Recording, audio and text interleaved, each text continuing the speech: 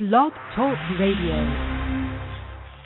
What time is it? WH Radio.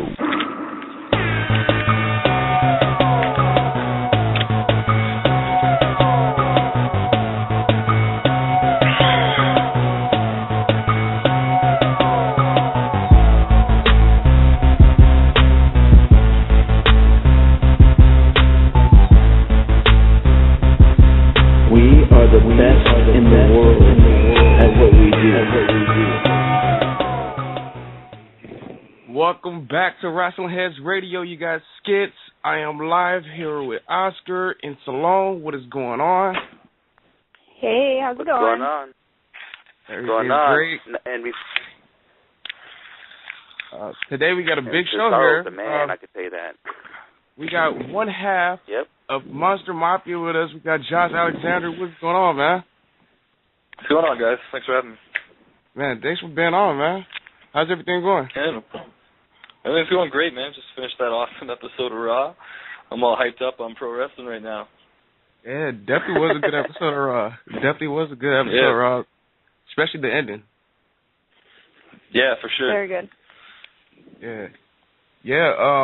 For those that are not familiar with Josh Alexander, he is one half of one of the best tag teams out in pro wrestling, in my opinion, Monster Mafia. Josh, for all of our listeners that are not familiar with you, do you want to give them a little rundown?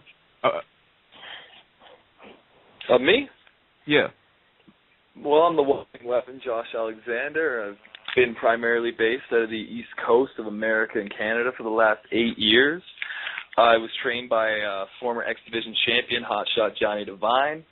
Some of my home promotions include Alpha One Wrestling, C4 Wrestling, Squared Circle Live Wrestling out of Ontario, Canada, as well as AIW Absolute Intense Wrestling, out of Cleveland, Ohio, and AAW Pro in Chicago. Yeah. You sound like you have that down pat. That's a good bio. Oh, I just pulled up my Wikipedia page and. Yeah, man. All the great things everyone's saying about you. Oh, they're still saying things? Yeah, so let's get started. Josh, I'm gonna go ahead and ask you the question that you probably get a lot from a lot of your interviews. So can you tell us, how did you get started in professional wrestling? Like, when you were a kid, can you tell us some wrestlers that you looked up to? Well, when I was really young, I wasn't so much into pro wrestling. I never got to see it because I lived in the country in Canada. We didn't have cable, or there was no internet then, and we didn't have satellite TV. So we only got 3 channels, and they didn't have wrestling on. So I didn't grow up with it. I remember my earliest memory of wrestling, I want to say WrestleMania 6 in Toronto. I was really young. I was 3 or 4 years old. My grandma liked wrestling, actually. And I remember watching it with her. And I had all, the rubber toys and stuff like that, but I never put it together until I was about 12 years old. And living in the country, being bored all the time, my mom decided to bring home a magazine for me. And she brought home WWE Magazine. It was the cover of Mike Tyson and Steve Austin facing off right before WrestleMania 14. I think it was the January issue. And I had no idea what it was at the time. I just remember I was all right, I'll give it a try. And I started looking through it and reading it. And I remember it had a Chains poster in it. And that Chains poster went on my wall immediately. And ever since that day, I was hooked on Stone Cold Steve Austin. And through that, I found WCW. And I was a fan from that moment on. Yeah. How did you then move on? Did you get the internet, or did you get more TV? Or did you have to when I got taking for it? By the time I was 12 years old and I had the magazine, we had dial-up internet, so I was able to I discovered the dirt sheets, Raja and WrestleZone and all this stuff, and I started reading. I thought I was really smart to it all, right? And I had a couple of friends that liked it, and I didn't get it on TV still, but we had a video store that wasn't too far from my house that I could bike to now because I was older. And they had all these old WCW pay-per-views and all these old in-your-house pay-per-views. And I pretty much was watching pro wrestling from 4 years before the era I was in, because I had to catch up on all the tapes. And literally, I'd go rent the tape, I'd come home, I'd watch it for 3 hours, I'd go return it and say that I got the wrong one so I could get another one for free, and then I'd bike back home and watch that one. Me and my friends would record Raw and Nitro for me at the time, and they gave me the tape. You know, it was in the era of VCRs, and that's how I pretty much watched it for my whole, adolescent life. My stepdad was a real dickhead, and he didn't like me watching wrestling. He thought it was, gay and all this other stuff. He was, one of those NASCAR, Southern American guys, and he just hated pro wrestling. So, I guess that drew me to it a little bit more, since I didn't really like him that much. But, I got around all that, and I still managed to watch it and find a love for it. Yeah. Right. So, can you tell us how'd you get started? Can you tell us how'd you get started into training? How did you discover training schools? Oh, that's pretty interesting. I did backyard in high school. I wrestled in my friend's basement on a mattress. Everybody who wrestles has probably taken a power bomb on a cardboard box or something. It just happened. We used to do that, and we got pretty into it, just like any of the other stories you've heard. And at the time, I was I really want to do this. And I watched a special on TLC, and it had a local wrestling school for Toronto, which was only 3 hours away from where I lived. And I discovered that there was such thing as professional wrestling schools other than WWE and WCW. So I called one of the schools, and it was the Hart Brothers Von Erich Wrestling School in Ontario. And I remember I was just I sent them a resume. I wrote an essay. I did all this stuff. I took pictures of myself because at the time I was 190 pounds and 6'1" for a 16-year-old kid. And they called me right back, and I thought I was so lucky. They kept telling me how privileged I was to make the cut and have what it takes to be a professional wrestler and all that stuff. And it was a total scam. My mom picked up the phone and was how much do you want? And they're oh, we need $5,000. We have a bed for him. We have this spot's gonna be taken instantly. Blah blah blah. My mom told him to screw off basically because she knew he was a shyster, which was good because later on when I started training, I went to university. And I couldn't play basketball anymore because I wasn't good enough to make a varsity team. And I'd had knee surgery the year before. And they needed an athletic outlet. So I went to a Raw show with some friends, and I remember getting handed a leaflet for UWA Hardcore Wrestling, which used to be a huge promotion out of Canada. And through that, I discovered Ontario Indie Wrestling on the Internet. And through that, I found a school that was only an hour away from where I was going to university. And from that moment on, I went for my first class, I took my first bump, and I never missed a class. I went every single day for a year straight. And I was hooked ever since, man. Oh. Oscar, did you want to ask a question? Yeah, I want to ask you just mentioned about, back in in your house days and WCW, what wrestlers did you grew up analyze? At that point in time, I was really into Bret Hart and Shawn Michaels. I thought it was all Diesel, Shawn Michaels main event, or Sid Vicious, Shawn Michaels, or Vader, Shawn Michaels. Yeah. That whole era was him, and then it was Bret and Bulldog or someone like that. So I loved them. I never really got drawn towards the Godwins or Goldust or any of the character-driven guys. No. I was always into the wrestling, Yeah. Through that video store, I discovered WCW, and I remember the first tape I put in was I think it was Uncensored 97, and the first match on that show is I want to say Eddie Guerrero, Dean Malenko, but it might be Eddie Guerrero, Chris Jericho. Either way, I knew it was Eddie Guerrero. And, that sounds like it. And that's where I found cruiserweight wrestling because I'd never seen it before. And that's what really hooked me in. Eddie Guerrero was the guy that he's my favorite of all time now still. I was a fan then. When I became a wrestler and I realized what wrestling is, I became an even bigger fan because I realized how good he is. That's the guy I idolized. Yeah, I mean, before I want to go on to WCW Cruiserweight division, I want to say I did met Eddie Guerrero before. He's a nice guy. He was a great guy to me. Too bad what happened to him, but he was a really great guy. And back in those days in WCW, that cruiserweight division was crazy. I mean, not just only the cruiserweight division, that product was great. It felt like it was competition. We know, pro wrestling is like entertainment, but WCW felt like it was more competitive. Like every belt means something. From the U.S. title, TV title, cruiserweight, they all mean something. So it seems like everybody were fighting for at least a belt.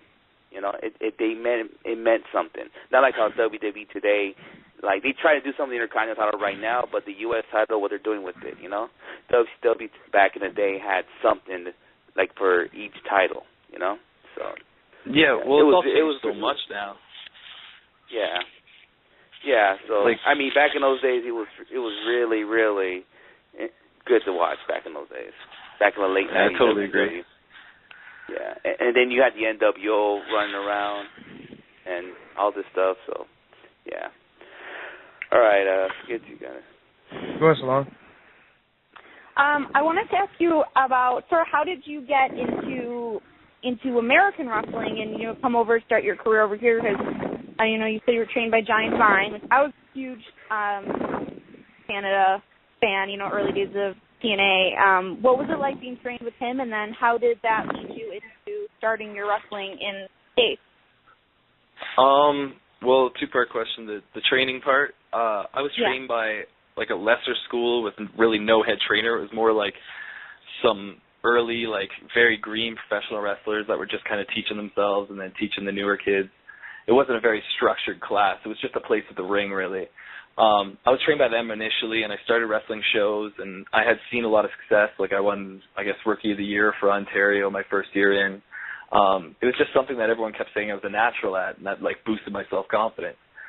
And then Johnny Devine came along, and he opened a school not far from that one, so now I had to drive an hour and a half.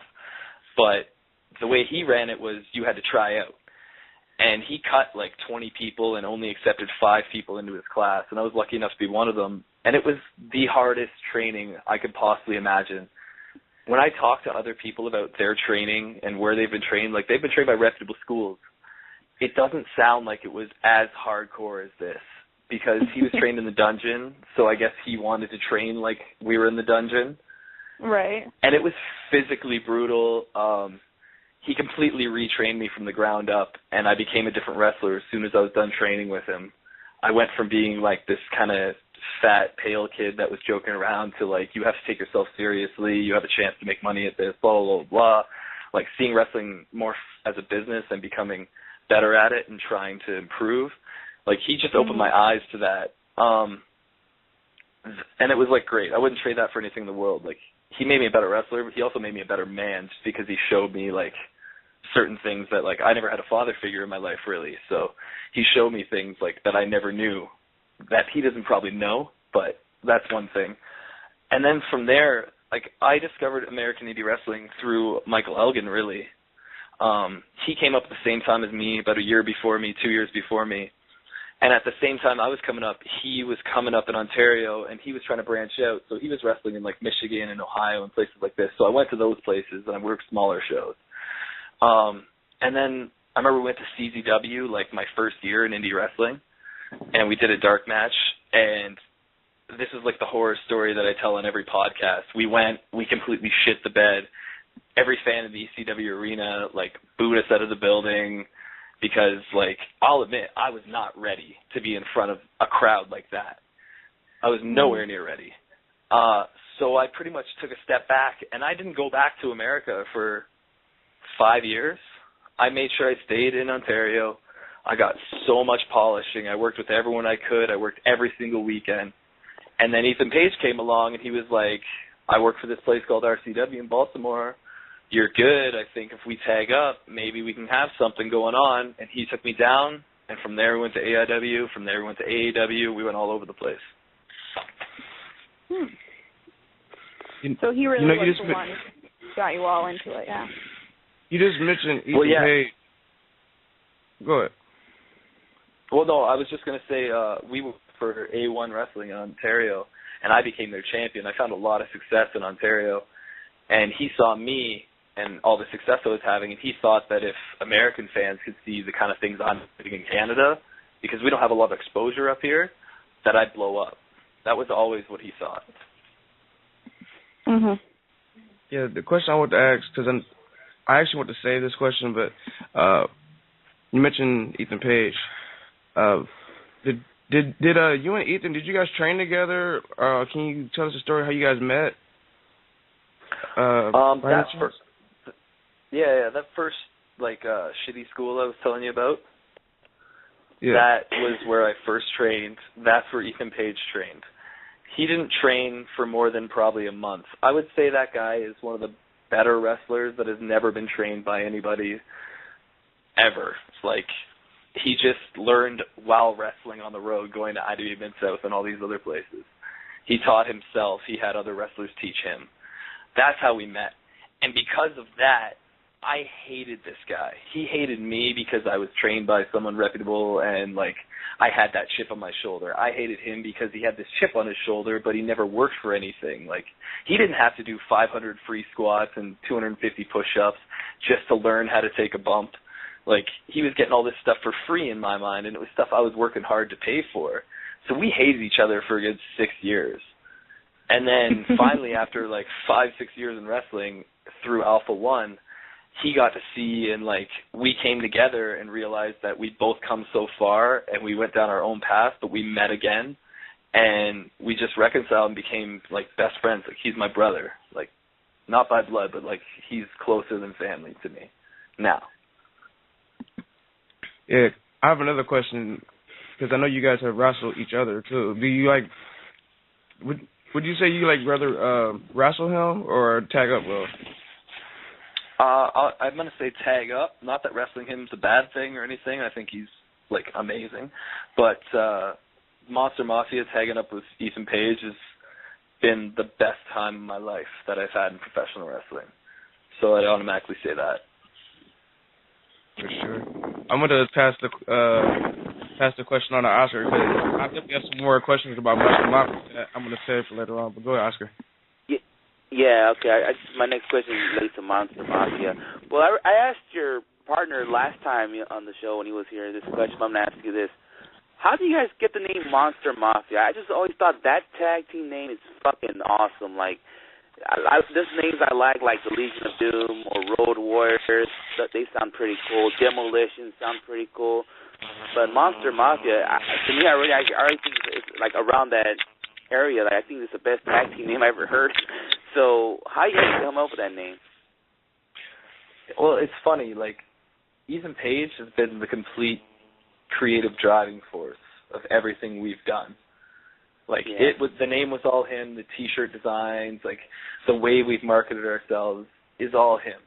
He's left the in-ring stuff to me more. If you watch our tag matches, I'm the intense guy.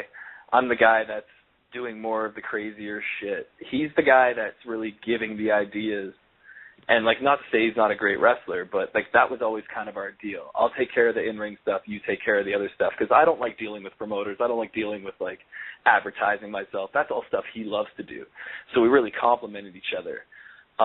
He just hit me up when we were going to RCW. He was like, we need a name. And I was just on the American Indies, we're a foot taller than most people. We're both 230 pounds, so, we got, almost 50 pounds on everybody. We're monsters. And he was like, Monster Mafia. And I was like, that sounds awesome. Because as a fan, I think that's awesome. Like you just said, you think it's a great tag team name. You don't know how many promoters and how many wrestlers, we've told that name to on our road to, getting bookings, where they've gone, you guys are great, but I hate your fucking tag team name. And we're like, are you kidding me? Just let us go out with this name. They're tripping. Yeah. And, we heard that from a lot of places that have booked us as a tag team. We had to fight to keep that name. And it was something that caught on. And, that's all Ethan Page. He completely knew that, fans would register with it and like it.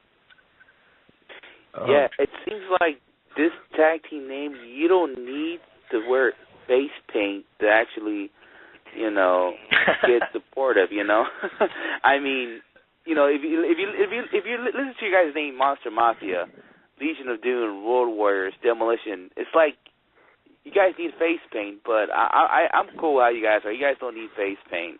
So keep doing what I don't you're doing. think you'd ever see him in face paint. I got a question. If you guys want to go that direction in the future, I mean, if you guys want to go in that direction, go ahead, but you guys don't need to do it. But keep doing what you're doing. Real quick, my question, because I know you guys are the IWL Tag Team Champs. What's the deal with IWL?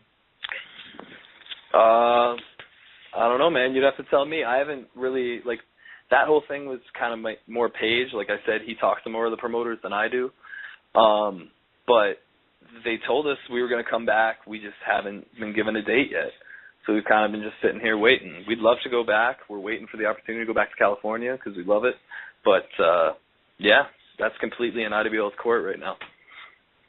Yeah, I mean, I'm hearing stories like back and forth and such and such. I was going to ask you that my next question, but you seem like you were answered for me already. So, all right.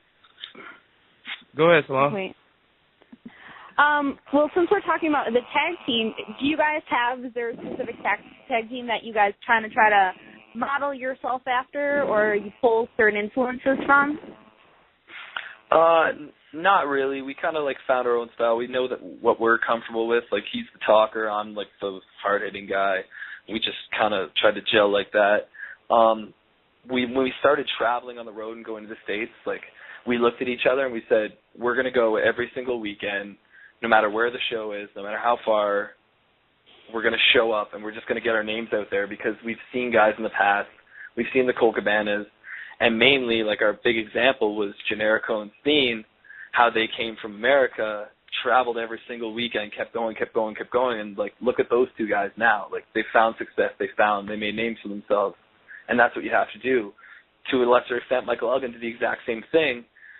So we were just trying to follow in those guys' footsteps. We didn't really model ourselves after any tag teams in the ring, per se, but, like, outside the ring, we wanted to be the next Generico and Steen. All right, I got one more question about Monster Mafia, because I know I have a lot of questions about Monster Mafia. Our other co-host, Chris, wanted me to ask you this question. He was, because we had Ethan Page on here in October, and we were talking about, he said his goal is for you guys to go to Ring of Honor. What's the deal with that? Is that still a goal for you guys to make it in Ring of Honor as a tag team? Certainly hope so. I really don't know. I haven't had any contact with them since that one show fell through for us and we got turned back at the border. I've said this before on pretty much every podcast I've ever done. I never dreamed of being WWE champion when I was younger, anything like that. I never thought I'd be good enough to have one pro wrestling match on an independent show. Like, I didn't see anything happening for me.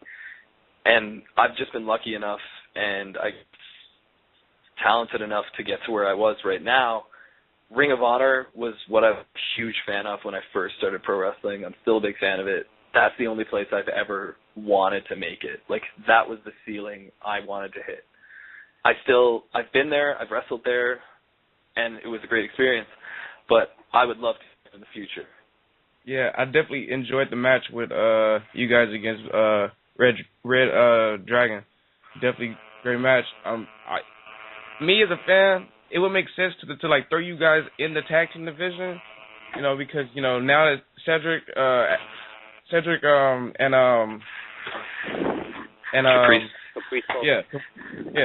Caprice, since they're like not a tag team no more, you know, it makes sense. Just why don't you just throw Monster Mafia up in there? Come on, Ring of Honor. Yeah, we got to start that Twitter petition. Yeah. No, man. I don't know. Like, I'd love to be there though. That's like my one huge goal. Yeah, definitely. Go ahead, Oscar. Yeah, I want to ask you about Ring of Honor. Like, okay, for years I said Ring of Honor has been the best tag division. I think it's been better than WWE and TNA the last couple of years.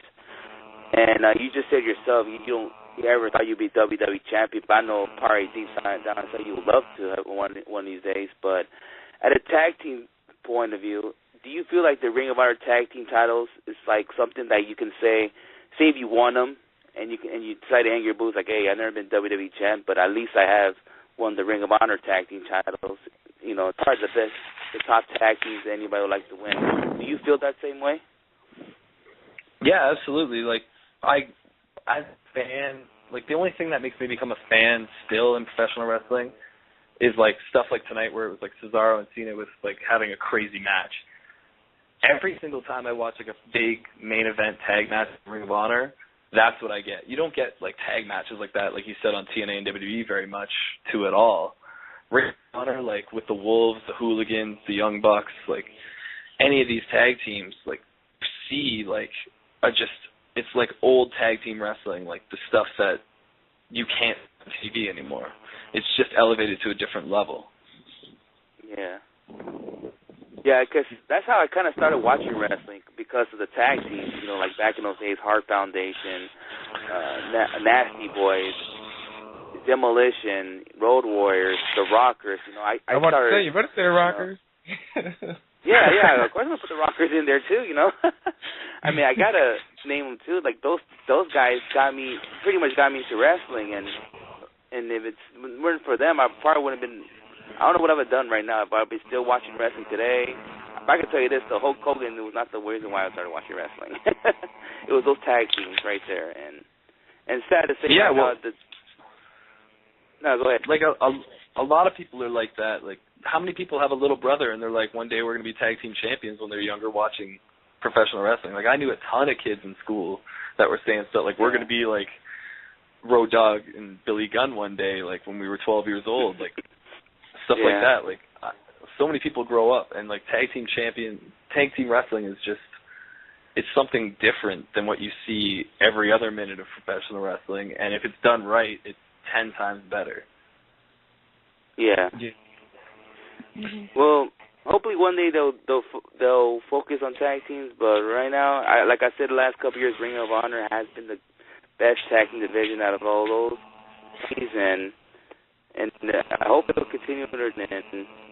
And looks like right now TNA could be competing for that, because they got the Wolves there now, and I don't think that's not the ending of of a big tag team signing over there. I can see like another team there, like they might bring back the Bucks, or heck, maybe somebody in Ring of Honor might ship there. So you never know. Yeah, for sure. Yeah. Go ahead, sketch us along with you. Go Salon. Well, since we're talking about the tag teams and so forth, and obviously we can already tell you follow current stuff. Is there anybody currently that you really hope to get in the ring? You have a goal of getting in the ring with in the future? On the independent level, I would like to have a tag match against the Young Bucks again.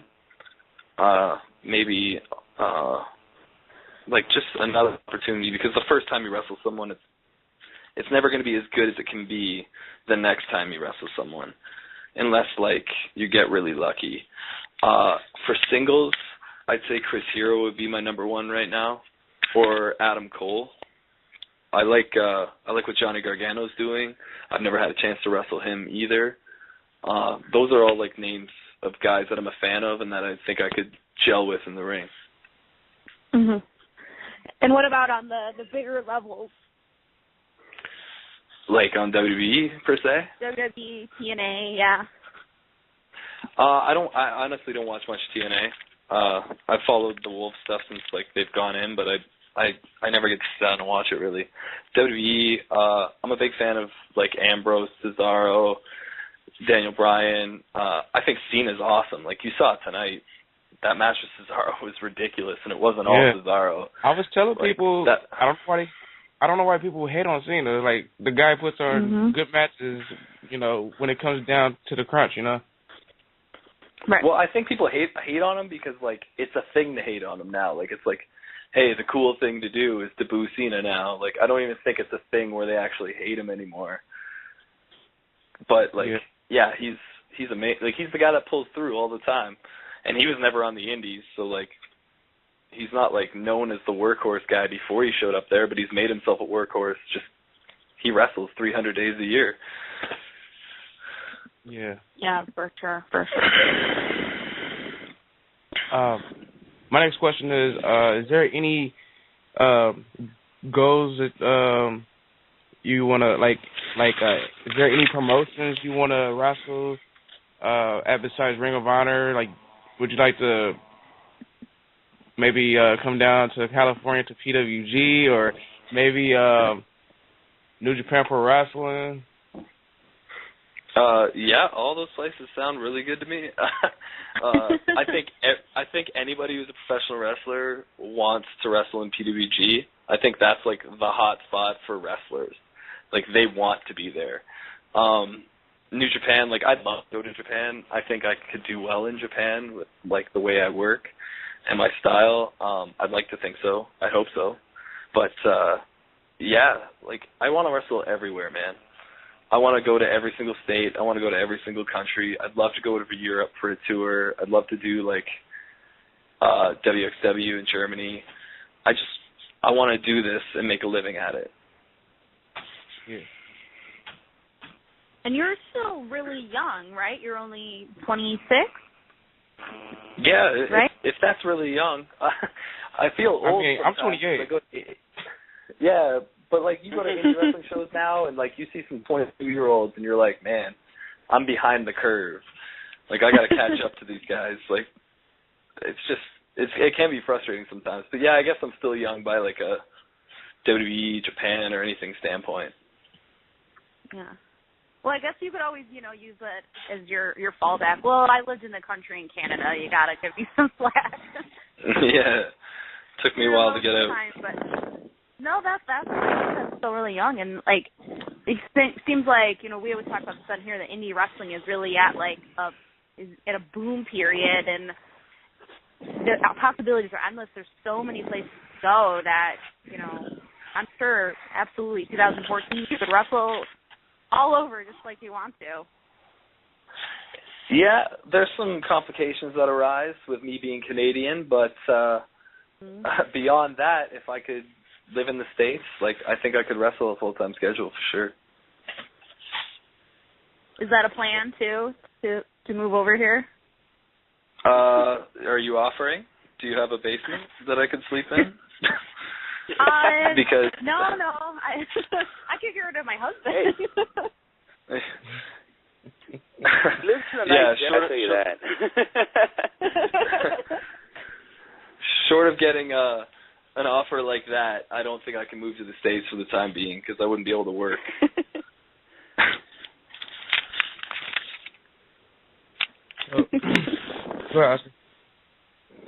Yeah, I was going to ask you another IWL question.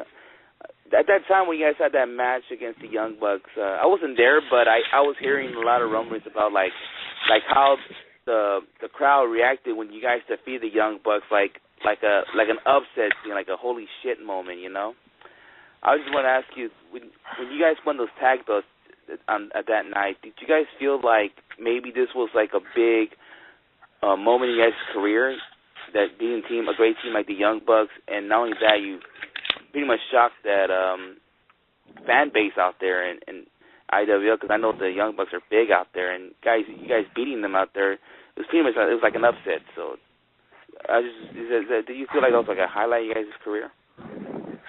I think the match itself was the highlight of our career. Like, the whole trip as a whole was a highlight. Like, yeah. That was our first time flying out somewhere. Like, we went from Buffalo to California and back to Buffalo in 12 hours. Like, we didn't spend much time in California. Like, the whole trip as a whole was our highlight. When we were told, like, when we knew, like, we won the tag belts, like, of course it was an upset because nobody could see us, like, winning and coming back to California, coming back to WWL to defend those.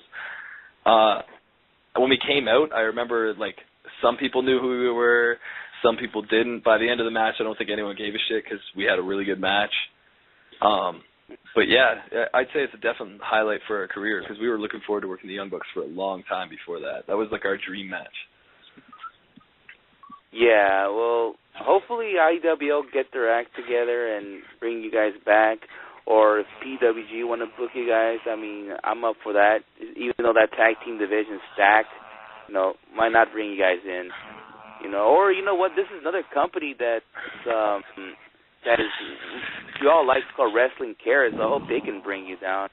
I mean, they want to do some tag team tournament or something. I hope they do bring you guys down and participate in this tournament. So we'll see how in the future goes. But I hope you guys come down to California pretty soon.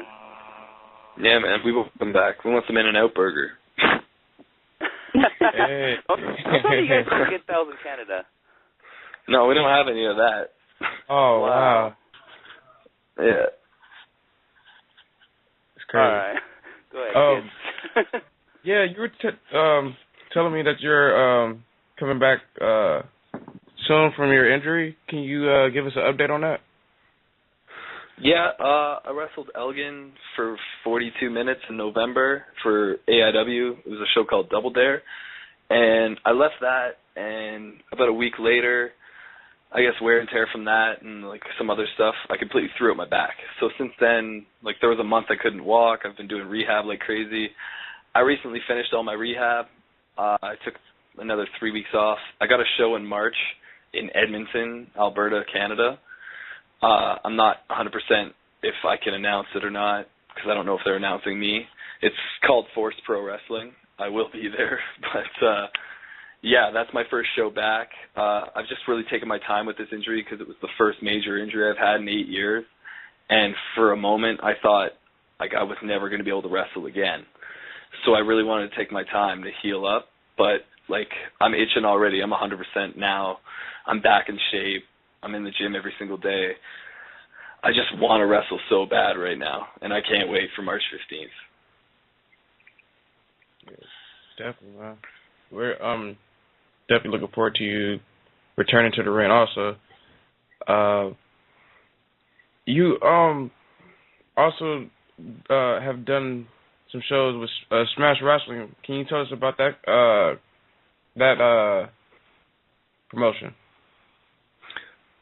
Smash is a promotion that came up in the last about year and a half in Toronto, and they started off pretty quiet, but they've tried to add something different, and they've grown a pretty big fan base. Like their last show, they drew like 500 plus with Chris Hero versus AJ Styles. I'm pretty sure I wasn't there, but because of my injury, but like they're like the show on the rise in Eastern Canada right now that everybody's hearing about, and like if you guys heard about it in California, I think that's great. Like the fact that Canadian wrestling is getting exposure in the United States is something that never would have happened 6 years ago.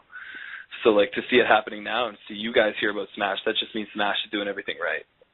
Yeah, I mean, me as a wrestling fan, I feel like there's a lot of great wrestlers that come out of Canada, like Bret Hart, Chris Benoit, Chris Jericho, Edge, Michael Elgin, Kevin Steen, El Generico, et cetera, et cetera. Like the list goes on. Like we could talk about Canadian wrestling on this show all day because there's a lot of great Canadians that came out of professional wrestling. But yeah, like Smash Wrestling, I've been seeing them on my timeline a lot. Our friends down at Weekly Podcast, I think they go to their shows a lot. So yeah. Yeah. Yeah, man. Like just like the fact like that you guys have heard of them is so great. There's so much talent just in Ontario alone. It's the hotbed for professional wrestling in North America that I've ever seen. I've wrestled in like 8 states and like 4 provinces. I've never seen so many good wrestlers in such a small area as I have in Ontario. And the problem is nobody gets to see them. Mm-hmm. Yeah. Yeah. Can you tell us, are you familiar with Smash Wrestling? Do you know if they do iPay-per-views? They don't do iPay-per-views. I don't know if they are in the future. I imagine it's something they've looked into or at least like made an option out of because they're pretty business savvy like that. But I know they haven't done one to date. Okay.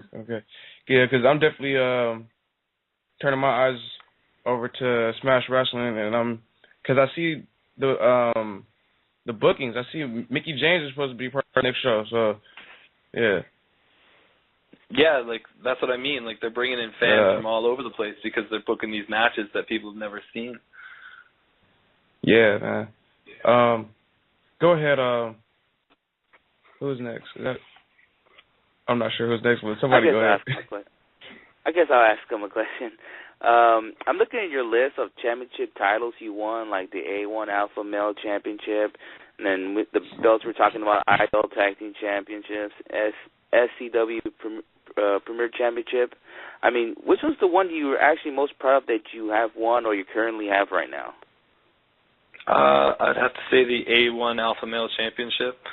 About 4 years ago, I want to say, I won that, and it was really the first opportunity any promotion gave me to be in a main event and to wrestle with guys like BJ Whitmer and like the name guys from independent wrestling. And that was when I really started to evolve as a professional wrestler and really catch on to like, I think it's where I took another step and just became a better professional wrestler in my time being Alpha Male Champion. So that would be like the one that sticks out to me. Yeah, definitely.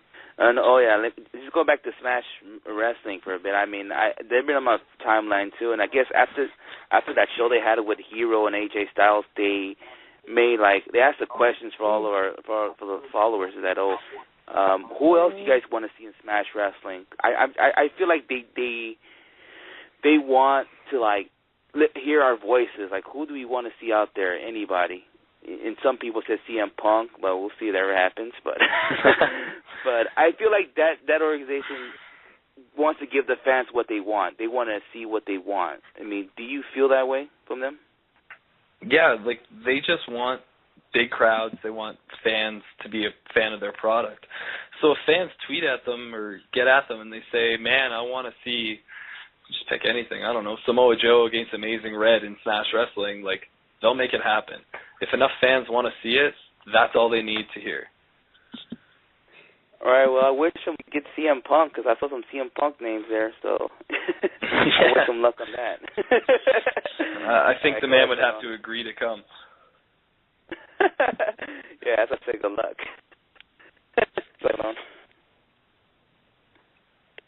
Hello. Hello there? Oh, sorry. I know my phone keeps like cutting in and out. Just to kind of follow up, on the Canadian side of things, do you notice, too, that a lot more American fans have become more aware of and bigger fans of the Canadian product as well? Just kind of going back and forth. Through the wonders of Smart Mark Video, I think a lot of people are seeing some of these great promotions like C4 Wrestling, Alpha One Wrestling, Smash Now, Squared Circle Live. These are all places in Ontario, and I think through Smart Mark, all these fans from America are starting to pick up on this, and like they know that Michael Elgin came from Ontario. They know that I came from Ontario. They know that Ethan Page came from Ontario. So they want to see what else is there. They might want to see what our matches are like there. So that's why they're picking up these DVDs, and through that they get to see all these other guys that they've never even heard of. Mm-hmm. And like I think, I'm going to put over Smart Mark Video all day long. I think they're nothing but good for independent professional wrestling. They make more names out of wrestlers than anyone else. Yeah, for sure. I actually follow them. They do put on some great matches on their timeline there. But I'm gonna ask you my last question before we let you go. This is a question I usually ask all of our guests, and it's usually a hard one for some of the guys. But if you started your own promotion today, who would be the first three wrestlers you would hire in your promotion? The first three guys. That's a really good question. Ethan Page, Michael Elgin, and got to pick Brent Banks, who's a wrestler in Ontario. Yeah, you definitely picked two of my favorites. Well, I'll explain it. Ethan Page, because he's insanely creative. He's my tag team partner, and I think there's anybody better on a microphone. Michael Elgin, because no matter what, you're going to get match of the year out of this guy. No matter who he's wrestling, you can put him in there with a freaking cardboard box or a broomstick. It's going to be an awesome match. And Brent Banks, because not many people have heard of this guy, but he is one of the best professional wrestlers in Canada. And I've been in the ring with him plenty of times. I'll definitely look them up. Yeah, for sure. Did you have one more question, Oscar? Yeah, okay. My final question I want to ask let's just say there's a time machine or DeLorean. You can take you guys back in time. You and Ethan back. And who would you like to go against as the tag team? Like, what era, what year, like who you guys would want to wrestle against and why? My personal pick would be far different than Ethan Page's pick. Like, Ethan Page's pick for this would be like Dave Bautista and The Rock tagging up against us. My pick would be, that's so tough. I'd say Eddie Guerrero and Rey Mysterio against Monster Mafia from like 1997, like right around the Halloween Havoc time when they had that 5-star match. Yeah. Yeah, that. You know, I'd like to see if you guys go to Smoky Mountain Wrestling and go against Chris Jericho and Lance Storm. I mean, I think that would be awesome. That would be another one that I would pick. That he will, but that would be one that I would pick for sure. Yeah, or the Hart Foundation. That wouldn't be bad either. So it's all about Dynamite and Bulldog. They're my favorite old school tag team. The Bulldogs. Oh yeah. Yeah. I mean, those guys were freaking badass, and they're one of the greatest tag teams of all time. I don't know why they're not in the Hall of Fame. So yeah, they're way ahead of their time. Yeah. Or just have the block, but yeah. Hello? Okay, I'll ask you just a simple question, but maybe not so simple. But just what can we expect from you in 2014? Give us a rundown of what we're hoping to see, what we want to see. 2014. You're going to see the return of the walking weapon, Josh Alexander. Everything's going to be a little bit changed up than it was the last time you've seen me because I've had some time to think about things and make some changes. Hopefully, by fall, you're going to see me back in the East Coast because I'm living out west right now. But I'm thinking summer, fall, I'll be moving back there, so you're going to see me back in places like AEW, hopefully. I would like to compete again in Evolve and through that Dragon Gate USA. I would love to compete in Ring of Honor, and who knows, like, anything can happen. In professional wrestling, you got to expect the unexpected and just never get your hopes up, because if you get your hopes up, you're going to get shot down. So I'm not expecting anything, but I know that anything can happen on any given day, and I'm just along for the ride. Yeah. And this is something that I want to see for Mr. Josh Alexander and even Ethan Page. Bring both of y'all, PWG, let's get it on. You guys can come down with Mike Duggan since you guys are like good friends with him. It'll be awesome. So let's definitely make it happen. So. You guys got stroke there? Somebody or something? Cause, like, that'd be We go awesome. to every PWG show. Yeah, I would too if I lived in California. We can talk to the promoter. We can just put you guys' name out there. Like, we can see Monster Mafia and see what happens. So. We would like to see the Monster Mafia. I was going to say, we would like to see the Monster Mafia against the fucking machines, you know. So that would be freaking awesome. It would be great. Yeah, no, before I move east, I'm going to, flights are pretty cheap to come down to California, so I'm going to come check out a PWG show for sure, but yeah, definitely. We will see. Yeah, man. Before we let you go, you want to throw out some plugs? Just follow me on Twitter. I'll give you all your updates from there. It is at walking_weapon. And, just keep supporting Monster Mafia, Josh Alexander, and Ethan Page. Yeah, man, we appreciate you taking your time out to be on the show, and hope we'll have you on here soon. And maybe you'll be in Ring of Honor or Dragon Gate USA. Hopefully. Thank you very much. All right, man. Thank you. Take care, guys. All right, good night. Thank you. Bye. Ladies and gentlemen, Josh Alexander from Monster Mafia. Great interview there. Definitely enjoyed it. Yeah, definitely. I mean, like, when we had his there. partner back in, we had his partner back in October. It was freaking great, and Hey, we gotta have both of them on at the same time. Why not that? Hey, we'll definitely make it happen soon. But real quick, let's take a real quick commercial break and let's talk about some Raw and Elimination Chamber and shit, whatever, wrestling. We'll be right back at these messages. We'll be right back. Hey, this is Ray Rosa at PPA all day, the biggest man in professional wrestling, pretty Peter Avalon. And we are P.P. Ray. I love it. God, your voice is majestic. And you are listening to WrestlingHeads. You got this one. Radio. Woo! Four Corners Radio is the home for the best professional wrestling and independent wrestling. Discussions and coverage. Billy, Ant, Martin, and Sam bring you three of the best podcasts every week. The Four Corners Raw Roundtable, the Indie Project, and the Saturday Freestyle. Along with the podcast, FourCornersWrestling.com is designed with all wrestling fans in mind. Feature articles, videos, the weekly shows, and much more. Four Corners and Wrestling Heads are teaming up to bring you wrestling's next revolution. Are you ready? Welcome back to WrestlingHeads Radio. You got skits. I'm here with Oscar Salone, and you're listening to WrestlingHeads Radio. If you are listening, you can go ahead and tweet us up at WrestlingHeads. You want to share some of your opinions of tonight's Raw, use hashtag WHRadio. Great Raw, huh?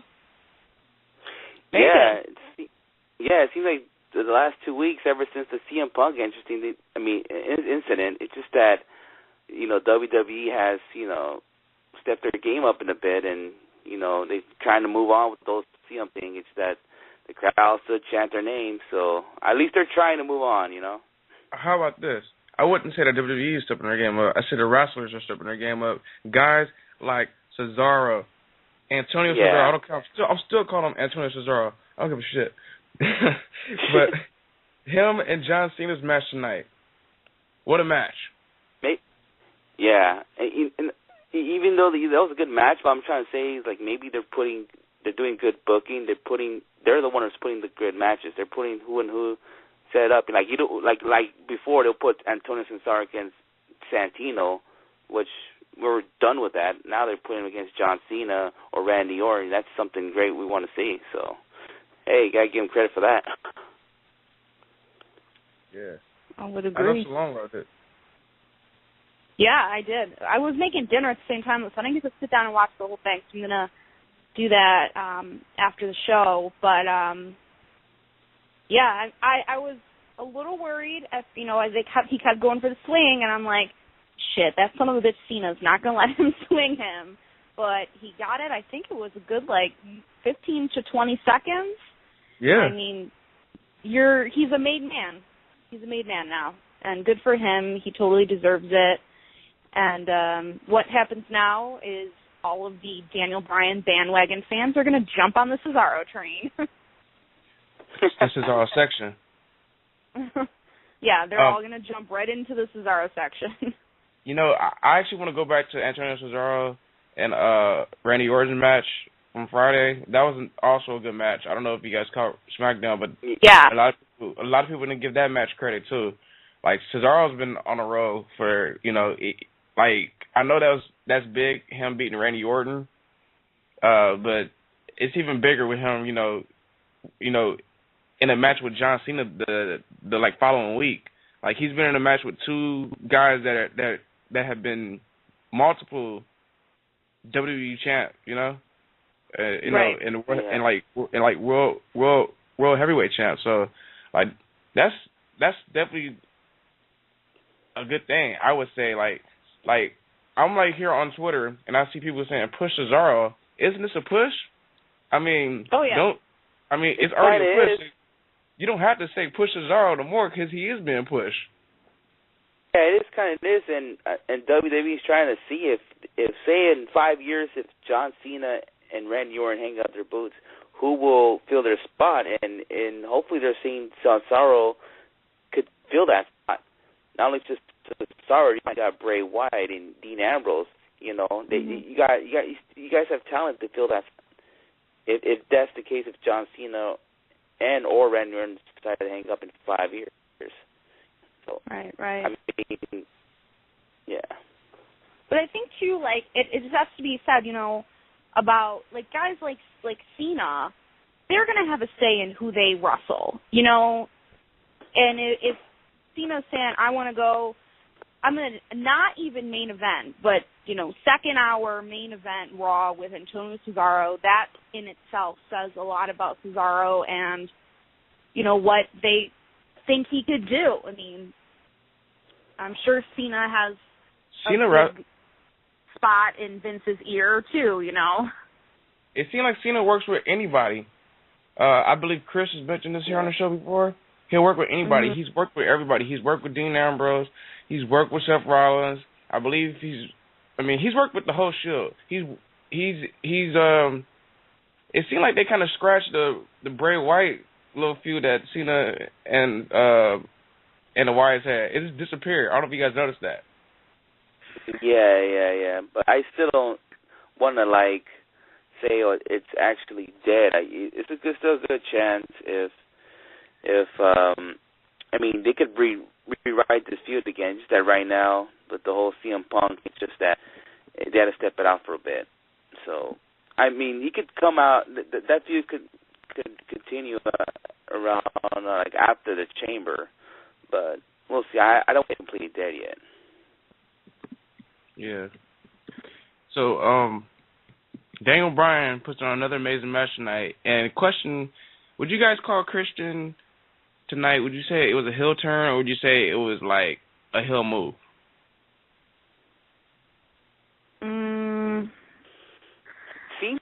It seems like a heel turn because they promote SmackDown this week. He's against Sheamus. So remember what Sheamus did to him? Maybe Friday. Yeah, actually in the face. But maybe Friday see something that we can for me to be heel now. So to me, look, he is turning. They probably need to add another heel Chamber match. So it's gonna be that. And also during those highlights of those past matches, you see Christian as a heel doing stuff. When back then he was a heel, so they're probably looking that direction. So there you go. So there was this past weekend. There was like rumblings around, or I think I mentioned about this last week as well, that Chris could be gone during the contract days. Well, maybe planning to have him whenever his contract ends this past year. And they're planning to have like a loser lead WWE match while he turns heel, and there you go. Maybe that's how he wants to end it. Honestly, definitely possible. My opinion about Christian, if it's a full heel turn, I think this is good because if you watch him and his like in-ring work as a heel, it's completely different as a face. Yeah. Mm-hmm. I think it makes him more interesting. Yeah. He kind of, he came back and he's kind of been floundering. It's kind of sad, like, when he was in the ring, I can't remember which, it was like last month or something, and he was trying to clap and get the fans to clap with him, and they didn't respond at all. Like, he just, it was kind of sad. So I think a heel turn is definitely a nice boost, and, it just kind of makes him that a little bit more interesting to watch. But I don't understand this whole thing about why he is the only one who hasn't beaten Randy Orton. Isn't that kind of weird? I mean, why does that even exist? If, like, way to just blatantly make him weak, I think they could have covered that up a little bit. But yeah, now that you mention it, I feel bad for Christian. Yeah. Yeah, I do too. Well, we already know somebody hates Christian on this show. Yeah. Hey, I never said I hate him. I just don't think he should in the roster.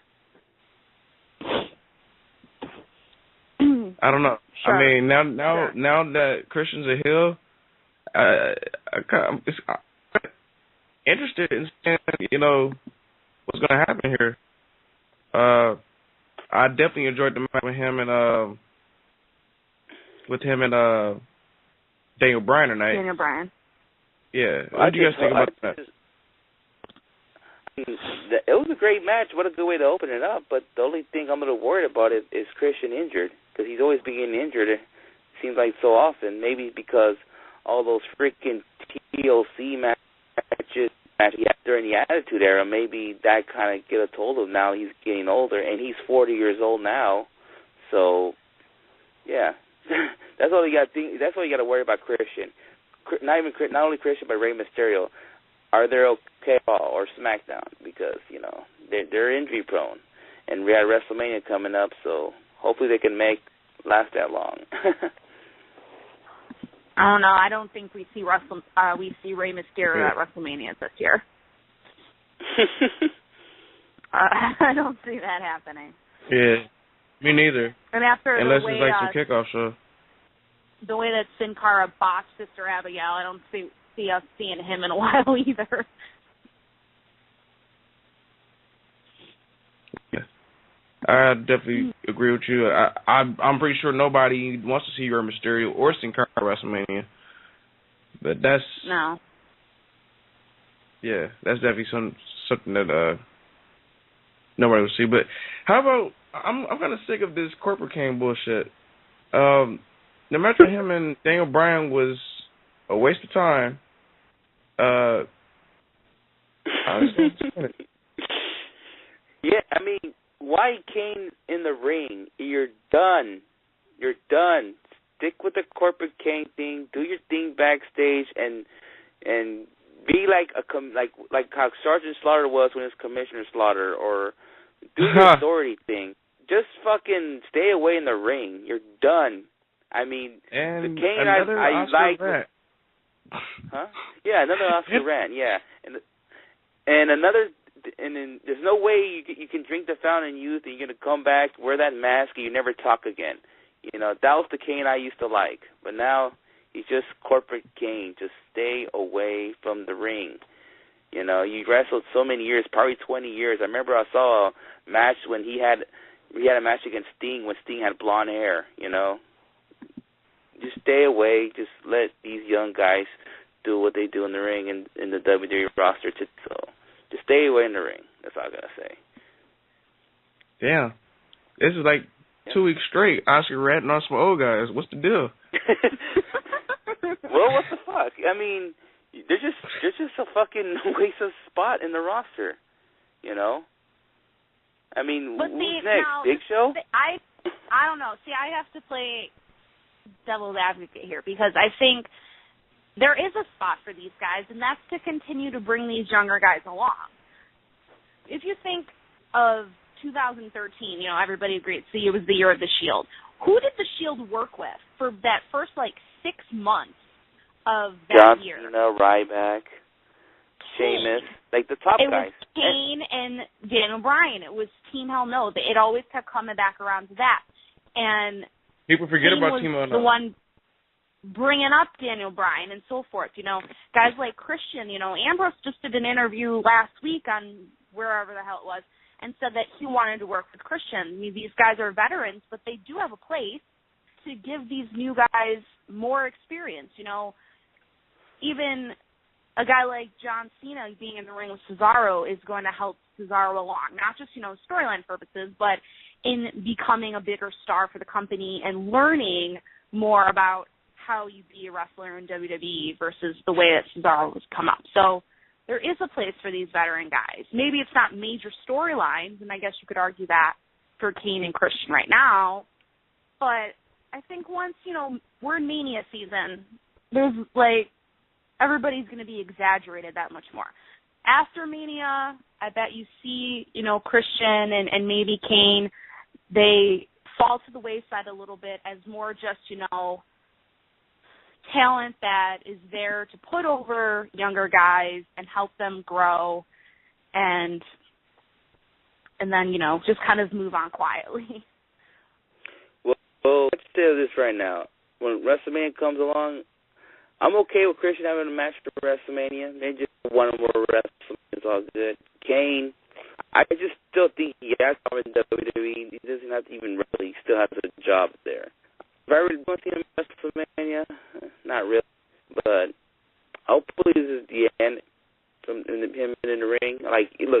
really help these young guys.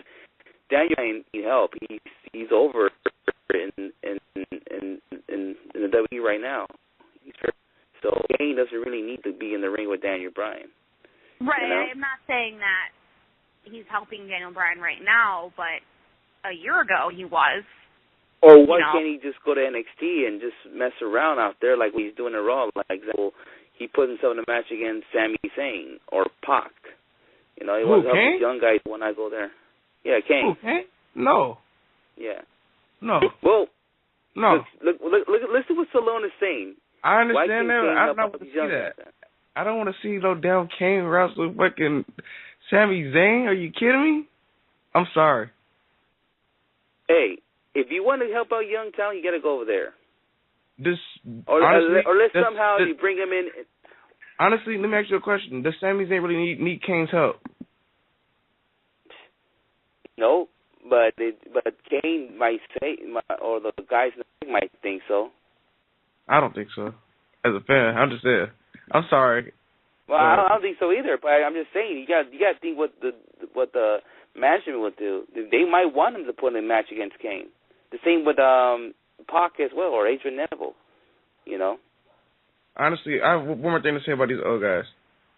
Do the old guys really need to be on the roster? How come we can't go youth? You know, if you look back at the WWE, the new generation era, there's a couple old guys, you know, like Vader. You know, probably the only old guy that was part in like the Bulldog. But you had guys like Shawn Michaels and, you know, young Triple H. Who else was part of that? You had 1, 2, 3 Kids. You had all these young dudes just putting on matches, like, in the new generation era, and they got their stuff over, you know? Shawn Michaels and Bret Hart, probably the best rival. You know, they've been having rivals since, you know, they were Intercontinental champions, you know? So, yeah, I really think the young guys can do it too, but that's just my opinion. Yeah. I mean, I agree with you too. I mean, why not? We'll just let the young talent run the asylum. That's what I'm trying to say. Let's let them run the asylum. But the problem is that I don't know if WWE's willing to do that. It's also cool for older dudes, you know, to get guys over, but I just think it's time for a change. I mean, we've seen Chris Jericho put guys like Fandango over, but did it really work? Is like Fandango, is he really over? I don't know. Well, that doesn't have anything to do with Jericho. I mean, Jericho did what Jericho needed to do, and you know what I think based on what you guys are saying, Jericho did exactly what you would have wanted Jericho to do. You guys want them to come in, to put somebody over, and then go. And that's what Jericho did with Fandango. The fact that WWE fucked up Fandango afterwards is nothing against Jericho, or doesn't say anything at all as to, you know, older guys being in the company. I mean, why are we not talking about the New Age Outlaws? Are you saying I that was just about to pitch now. those need the Outlaws? No. They don't need the Outlaws to get over. But what these veteran guys do is that they know how the company works. They're there to get over the young talent as WWE company guys. You know, like, it's not necessarily like for storyline purposes. It's not like, oh, okay, well, we think that the Usos have more potential now that they won a match versus the Outlaws or whatever it is. It's more so, I think, about the way that they run their business now, and kind of like, I think you just said this after a little bit, of like, them, I don't think they really entrust their young talent to just get over on their own. And they don't entrust the young talent to carry on the way that they want their company to run. So they bring in these veteran guys, they keep them on the roster longer, guys like Kane, guys like Christian, guys like the Outlaws, to lend guidance to the young talent to be WWE company guys and to work the way the WWE wants their workers to work. Does that make sense? Yeah. I think it's more business right now. It's more business than it is storyline. It's not about, like, you know, holding on to the older talent, like they think the older talent is more over than the younger talent or whatever. I think it's business. It's a business sense of we need to teach these young talent. Yes, they can be big stars, but they still need the guidance from guys who are company guys. I mean, Kane has been with the company for 20-something years, you know, never wavered from being a WWE homegrown star. And he's there to guide along these young talent who have come from other places in the sense, too, and need to know this is how we work in the WWE. That's what I think. Yeah. Just like think of it in business terms. I see where you're talking about when it comes from the New Age Outlaws. Because definitely are helping the Usos. I would say that. And the Usos have been on fire, by the way. Now that you mentioned the New Age Outlaws, I just want to praise the Outlaws. Not the Outlaws, but the Usos. The Usos, they're the definition of a tag team. They work great as a tag team, but I'm still kind of iffy about this tag team division because once the Usos win the tag team titles, who's going to be going against them? Wyatt. Good fuck. You're a fucking smart ass. I mean, I never thought. I don't know why I forgot about the Wyatts. Wyatts. I don't know. Real Americans. Hope they're not playing but Real Americans could be one of them. But they're not that hot tag teams in the WWE. I mean, there's no too much out there. They broke up a lot of teams. Primetime just broke up. You know, Tons of Funk just broke up. There's so many names out there. Nobody cared about Tons of Funk. I mean, not so many names, but there's not much tag teams out there. No, they really buried that. I'd say you'd probably get like a really, really piss poor, I don't know, Usos and just teams, you know, they're going to throw together. I forgot about Los Matadores, but they're not going to, I don't think they're going to win those tag team titles pretty soon. The Bulls more over than the damn tag. Yeah, they're going to probably, it's going to go back to the days when they would just randomly throw two guys together and, you know. The Usos will probably be champs for like the next 3 years. They won't have anyone to face. You talking about how they threw Evan Bourne and Kofi Kingston together? Yeah, Kofi is a good one too. Or when they threw Kofi and CM Punk together, that's probably what they're gonna do. They're just gonna take Kofi Kingston and someone else, and he's just gonna run the whole tag division throughout the summer. Don't forget, because they don't have anything else to do. Kofi and R-Truth. Kofi and R-Truth. Yeah. What about R-Truth and John Morrison? R-Truth and John Morrison. R-Truth and The Miz. Yeah, oh my gosh. The list goes on. Mhm. We can have a whole show of teams that randomly start tagging up, too. It's like they just took all the names that are on the roster and just, pulled from a hat. Maybe, how about calling up I know Chris doesn't like one of the guys, the Ascension from NXT. Oh. I mean, that sounds like an alright idea, just that if in right now, you would put them against the Usos right away, or you would put them against a tag team like Los Matadores. I mean, I don't know. I think she should stay down in NXT for a bit because until the whole thing's go. I mean, have to somehow get the Wyatts out of the tag team division, then bring them in. I mean, I don't know. I cannot those two teams in the main roster. You know, they just can't be near together. You know what I'm saying? They can't be near. They got to stay away somehow. Sessions and the Wyatt. I don't think the Ascensions are that great, honestly, to be honest with you. So, why hide those two teams away from each other? They're not the Shield. I know they're not the Shield, but I'm just saying that they want to talk. Remember how we just said the Shield and the Wires need to stay away from each other? The Ascension doesn't need to stay away from the Shield. I mean, excuse me, the Ascension doesn't need to stay. I'm not saying the Ascension is like the Shield. I'm not saying they're that level. But if they want to have a team that's like the top heel team, the Wyatts have to stay away from division. That's what I'm trying to say. I see. Well, I guess if Bray really is going to go off and have a singles program with Cena, then that does need something for Harper and Rowan to do. And say, I mean, if this is a possibility that Bray's going to go over Cena, that would be, he'd be like, you know, the top heel, really. I guess that's what that would make him. And then, you know, you need Rowan and Harper to kind of have some of their own swaggers. So if they're going that direction, I already see.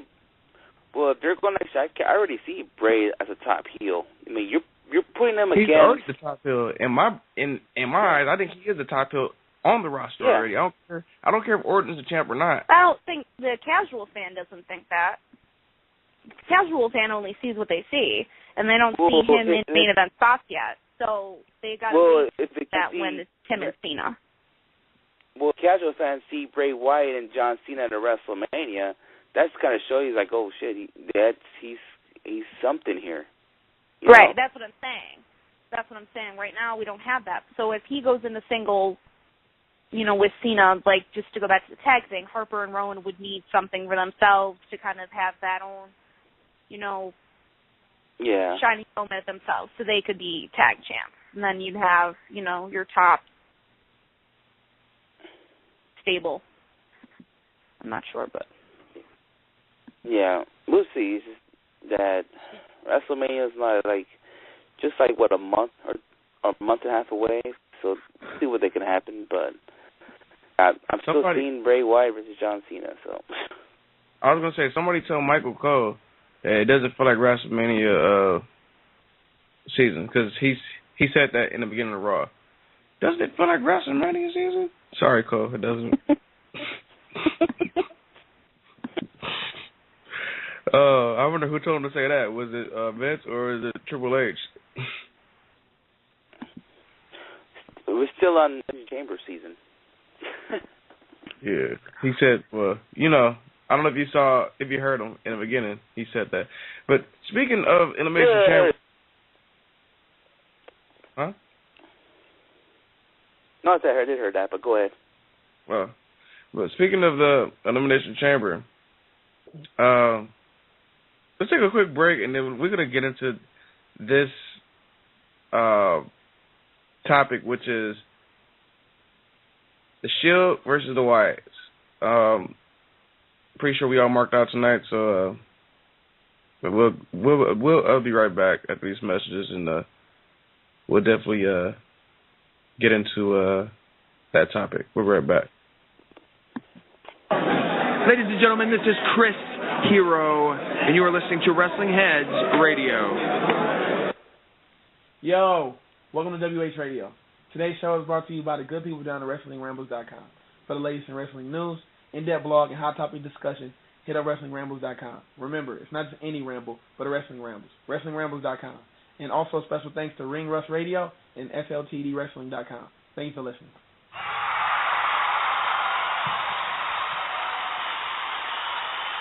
Welcome back to WrestlingHeads Radio. Yes. Get out the first segment of WrestlingHeads Radio Salon. And you're listening to WrestlingHeads Radio, hashtag WH Radio. It's about that time we go ahead and get into the talk of the night, the Shield and the Wyatts. Who should go over? That's the question to all of our wrestling heads out there that are listening. Who should go over in this? I'm pretty sure all of us, we can agree that the Wyatts need to go over in this, because the Shield, they've been over for a while. So, but the fucking build up to the match is insane. Another question I have for everybody here on the show is: this match more important than the Chamber, or would you guys disagree? That's a real good question, but I do want to say this match is more important, but it doesn't feel that way. It's the Chamber. It's the Chamber. It's got to be the Chamber because this match right here should have been taking place at WrestleMania, but unfortunately it's not going to happen. They have bigger plans for Bray Wyatt, but I mean, they have good plans for Roman Reigns and Dean Ambrose. You know, like I said a month back, the good way to man the Shield is have the Wyatts go over. Then you're gonna have the Shield. That's how you demise the Shield. They bicker to each other. So when there was more bickering around, that's how you break up a stable like the Shield. So if they're planning to have a triple threat or just a Dean Ambrose versus Roman Reigns at WrestleMania for the U.S. title, then this is a good way you could lead towards it. And they're really high on Roman Reigns, and they're planning to give him the U.S. title. Maybe if you give him the U.S. title, maybe they'll do some points with that U.S. title. I'm not saying this is a bad champion, but I just said that maybe that's what they're looking for. Maybe that's what they got to do. So what I just said right now about the Shield, that's all that meaning this is a match that's more important than the Chamber match? No. I'd say no. It's the Chamber. What do you think, Sloan? I totally disagree with you. Yes, this match is more important than the Chamber because no one thinks that anybody but Orton is going over in the Chamber. The only thing anyone wants to see in the Chamber now is Cesaro and what Cesaro does in the Chamber.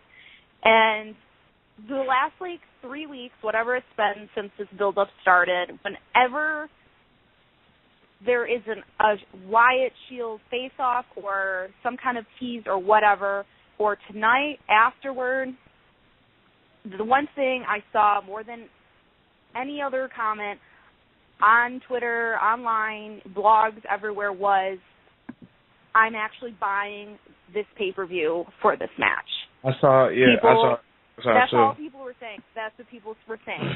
They are buying Elimination Chamber to see the Wyatts and the Shield. I don't think anybody really cares about the Chamber match. The Chamber itself, this pay-per-view, is completely at the wrong time of year.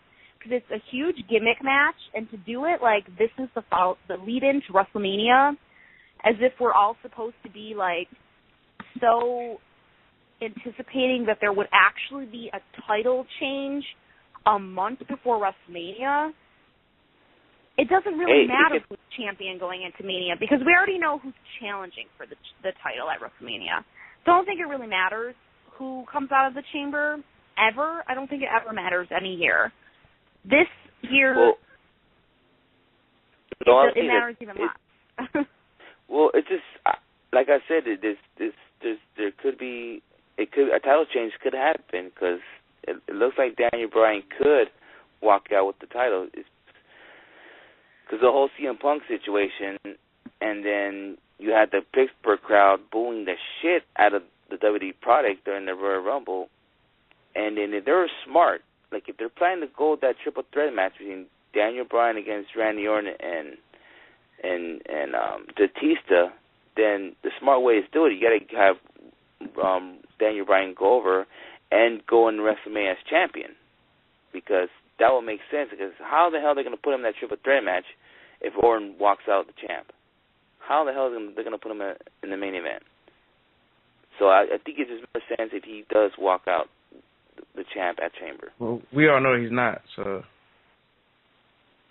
I think that's definitely a possibility, but what you're talking about more is what happens after the Elimination Chamber. As far as, what is going to make people want to watch Elimination Chamber, that's Shield Wyatt.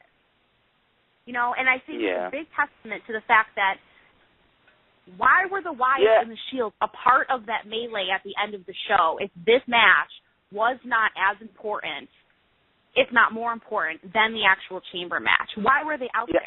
You already had 6 minutes. You had 6 more from a completely different match. But I just felt like this match would have been more bigger was in Mania, but I understand why they're doing it in Chamber. It's because they just want to get rid of the Shield. I mean, they want to do it now instead of after Mania. Well, it definitely would have been bigger either way, Mania, but I think it's at Elimination Chamber to sell Elimination Chamber. I was going to say either way. Doing. I was going to say either way, it doesn't matter if it was at the Chamber, if it was at Unforgiven. It doesn't matter. No Way Out, whatever pay-per-view. This would have been a big match regardless. Any pay-per-view. So, right. I'm just saying. Right. But I do think the Wyatts will go over. Yeah, me too. I mean, the Wyatts been putting on great promos. I mean, I really love it when they have Luke Harper, go along with the promos, and it seemed like he's been talking ever since the whole Shield Wyatt family feud has started. So it's not just Bray doing his thing part of the promo. Seems like everybody's getting a piece of the pie when it comes to the promo. Even Eric Rowan said something today. He said run. So yeah, I was going to mention that. Yeah, I think it makes them feel like more complete. It's not just like Bray and the two followers now. It makes them feel like more of a complete package to have the other two involved in the promos. And Luke Harper is so good. He's so good. Yeah. I would listen to a whole promo just of him. Yeah, no, a lot of people weren't even talking about Luke at first because before, Bray really started, wrestling, because, I'm pretty sure we mentioned this on the show before, like they, as Chris was saying, they protected, Bray. Bray wasn't really doing as much wrestling right. as one-on-one. So he would do the 3-on-3 matches or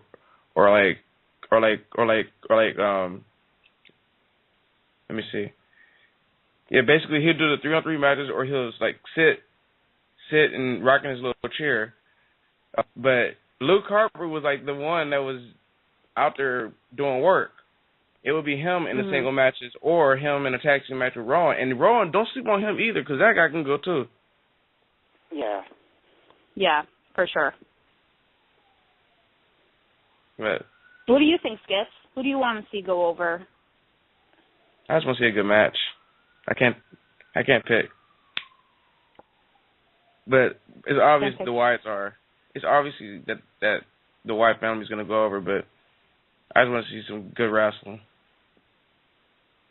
Do you think the Shield breaks up completely at this match, or do you guys think that it's just another crack and we have to wait, a little bit more time for a full breakup? I kind of see something like maybe Roman pushes Dean or something happens. Some physicality is going to happen probably after this match. Then the next night on Raw, that's when maybe Dean calls out Roman. So, and maybe this is how it starts up their rivalry for WrestleMania somehow. So that's how I see it.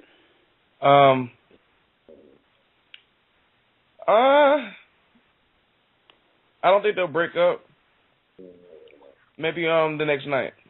I'm going to say this night because that's when the Road to WrestleMania really starts. The next night, shit really goes down between two of them. It could be three. It could be all three of them, honestly. Like Seth Rollins probably had it up to here. Say, I had it up to here with Roman Reigns and Dean Ambrose fighting, and he walks away. Or it's gonna be good. It's gonna be like a whole Shield little promos weekly with Renee Young. So she's gonna play the little peacemaker, and in the middle she's gonna be so what happened last night with you guys, blah, blah, blah, and then Dean Ambrose and Roman Reigns are gonna be arguing, and then Seth is gonna be I had up to here but you guys always bickering and bitching every week and blah blah blah blah blah. And he just walks away and storms off. And then it would be sweet.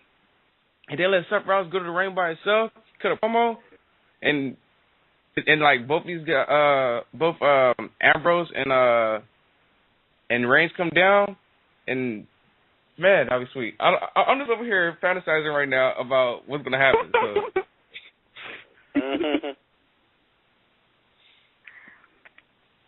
I don't know what happens to Seth Rollins though after the Shield breakup. You know, I don't know where they go with him. You ever seen his stuff? You know, before the Shield was even the Shield, like his stuff in NXT. Yeah. Oh yeah, I know he can go for sure. It's just I don't know in the maybe he'll go back to that. I don't think like. I was gonna say maybe he'll go back to that character that was in NXT. You know. Yeah. Yeah, they should. Like, if I was WWE, if they were smart, they'll have him have a face turn. Like Chris says in the show, the ladies will love him. He'll be a top mid-carder guy. I mean, I could see him competing for the Intercontinental title. So, there you go. Kind of like remind me of a young Shawn Michaels in a way. You know, how he was going for the Intercontinental title, like pre-WWE title time. So, if they could do that for him, I'm up. Yeah, I don't want it's funny that you compared him to Shawn Michaels. Because the Shawn Michaels comparison is funny to me because so much of this storyline reminds me of the Rockers breaking up. And sort of it was like teased and then it wasn't, and it was always like, oh, no, we're on the same page. And then, you have the kick through the barbershop window. Like, I'm like waiting for a big, huge moment like that to happen because it just reminds me so much of that storyline. That was just such a awesome storyline from the early 90s. But, yeah, I guess overall I'm with you, Skits. Like, I just want to see a really good match. Yeah. I'm over here actually writing a blog while I fucking do the show. I'm working on my top 10. Speaking of blogs, I just want to let all our listeners know that I'm actually working on some new shit on WrestlingHeads.com. As we already know, Chris, he has his dozen that he has. He has a showcase that he does. And now he has a 5-star series. I'm going to be working on some things called, the Rival of the Week, Blast from the Past, and the Future is Now. Basically, the Future is Now, I'll be presenting somebody who I think, deserves, push or is the future or whatever. Blast from the Past will probably be a past, match that, I really enjoy or whatever. Rival of the Week, of course, it's a Rival of the Week. It could be like, a Rock, Stone Cold rival, Oh, is this whatever? Oh, you mean rival in the past? Huh? Oh, you're talking about in the past. I thought you mean rival of the week. I think you mean like whatever's going on right now. Nah, it'll be like any rival. It could be Shawn Michaels, Bret Hart. We were talking about this Legends, and they not announced no Hall of Fame thing today. No, they didn't. Is it Aya, Chica?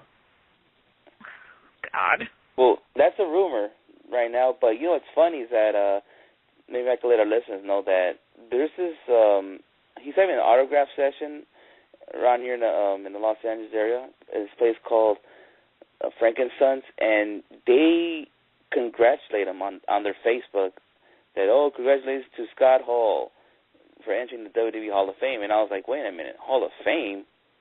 They didn't confirm it. And I'm looking up all this stuff, and I see Scott Hall putting his name with Lita and them, and I try to look at WWE's Twitter, like, did they announce Scott Hall's going to Fame on Twitter? And then Skits kind of told me about he announced it being verified. So I don't know if that's possibly he's going to Hall of Fame. Or on Twitter. Or did freaking, they're verified. But I'm saying, or did fucking Frankenstein's fucked up, and they just give out, just gave up the voice. I really think they fucked up, honestly. Because he actually mentioned everybody that's going into the Hall of Fame, because I guess everybody that was going to the Hall of Fame also got verified at the same time. So they had to fuck up.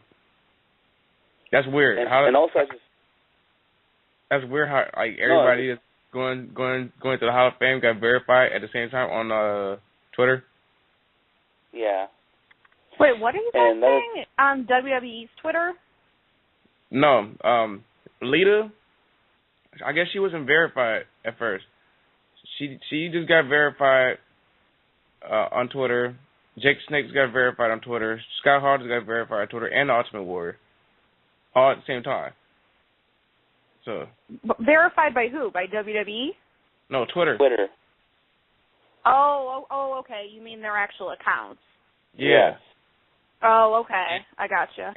And the weird part about it is, Scott Hall tweeted out, "Oh, this is a good thing. I just got verified it with, he basically added everybody that's going to the Hall of Fame. So I guess Frankenstein's probably thought, oh, he's going to the Hall of Fame, and they posted some bullshit, so.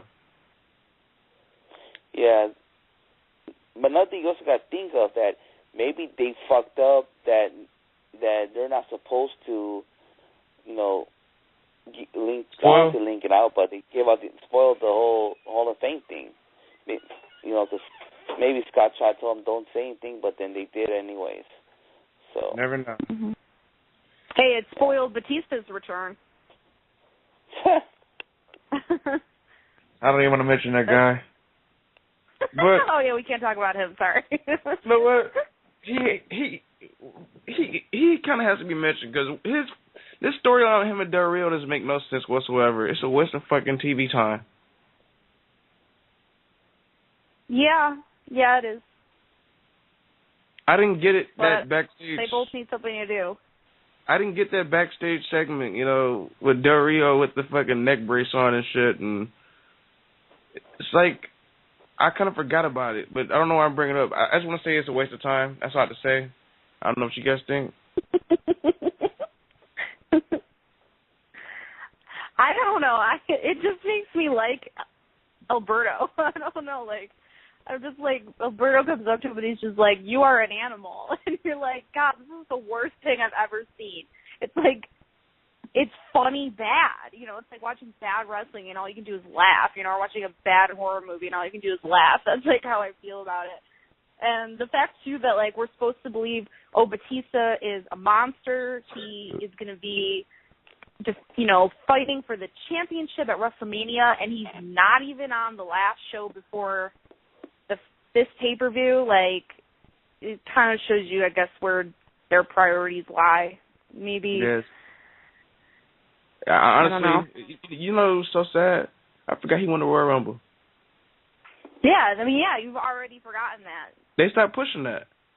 They started pushing him. I'm pretty sure they will soon, again, but who cares about fucking Batista? Why is he, WWE, that's the biggest mistake. That's a fail of the fucking year for you guys. Biggest fail so far of the year for WWE is bringing back Batista. I'm sorry. You see what happened. One of your top guys walked out because he's returned. But that's another story. Real quick, I just want to give everybody an update on the card. Believe it or not, Titus O'Neil versus Darren Young is at Elimination Chamber. Are you fucking kidding me? That's a really bad move. Do they really fucking deserve to be on the Chamber? It is because, look, first of all, it seems like their storyline is only going around SmackDown. Right. Yeah, and ain't no Raw is their most watched show. If they were planning this the whole time, why they couldn't do nothing on Raw with those? So yeah, it is a bad move. At least put this match as a fucking pre-show match, but no, they decided to put Ryback Axel against who was it put against? Los Monteros? The Rhodes, right? Oh, the Rhodes. Okay. Yeah, so they decided to put that instead of this match. So why is that a kickoff match? Why the fuck is Ryback and Curtis Axel part of the damn shit? Nobody cares about Ryback and Curtis Axel no more. I don't think nobody even cared about Ryback in the first place. I know I didn't. I've been saying this for a long time. When Ryback was a face, feed me no more. And I don't want to see Ryback on my TV. Curtis Axel, I liked what they were doing with him at first, but they just said fuck you, Curtis Axel. You can just play Ryback's little bitch on the side, That's basically what it is. And another thing is that I dare you to hit up Ryback on Twitter and say feed me no more, because I'm pretty sure he'll respond. I don't give a shit. He'll block me. I don't care. The Usos did already, but I like the Usos. Yeah. Why were you blocked by the Usos? I used to hate the Usos. They used to suck. That's why. So you sent them something to tell them that? I don't know why. I don't know what I said to the Usos, but they blocked me. So. Aren't you blocked by a few people? Nah. Not. I'm trying my best to get blocked by Batista, but I'll tell you who I am blocked by. I'm blocked by a couple. You guys know Sergio Romo from the Giants, from the San Francisco Giants. Oh, okay. God. I'm blocked by him because I hate the Giants. So I talk shit about the Giants. So. You're a fucking I'm not really blocked by that many wrestlers because I do have some friends that are wrestlers. So.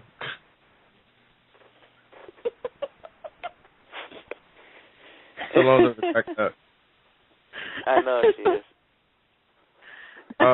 This is funny. You're a troll. You're trolling Batista for the sole purpose of being blocked by him. Let me tell you a story real quick. I trolled Batista so bad, all the little Batista fans just came out of nowhere attacking me and shit. You don't know Dave. Get off my nuts. Don't tweet me. I don't know you. When you see something bad or anything negative for Batista, you get like an army of Batista fans after you. You know what's sad? Yeah, that's what it feels like. I kind of had to use this on Batista's fans and Batista. I said, why is your daughter on WorldStarHipHop.com getting fucked? I don't know. I've been knowing that. I don't know if you knew that, Flo. What the hell are you talking about? Batista's daughter is a hoe. I'm sorry. I didn't know Batista had a daughter. Yeah, she was on WorldStarHipHop.com. Have you been to that website? No, I haven't. She's on there sucking you know what and getting you know what. So. Yeah, she has a seat to play. She's a hoe. She what? She's a hoe. Oh, okay. She has a sex tape. She has a couple. I think she has 2 sex tapes on WorldStarHipHop.com. Oh. I'm not lying. I swear to you. If you want to see it, I will send it to you. I'll just take your word for it. I don't think Salon was porn here. Hey, just for all of our listeners out there, Salon's cool. She's definitely cool like that. So, she's like the homie. So we can talk to her like a bro. That's right. So. Absolutely. You know what? I think the perfect person you send that video to is the Human Tornado. I think you send it. Oh my God, yeah. Oh man, speaking of Human Tornado, shout out to Human Tornado, by the way. I saw him at AWS. Guy's hilarious. I love that dude. Yeah. But back he wants to be back on the show. Back to the Chamber talk. Big E Langston, gonna get Swagger. I just want to praise Swagger. It's Big E. I'm gonna call him Big E Langston. I'm not changing shit. Fuck the WWE.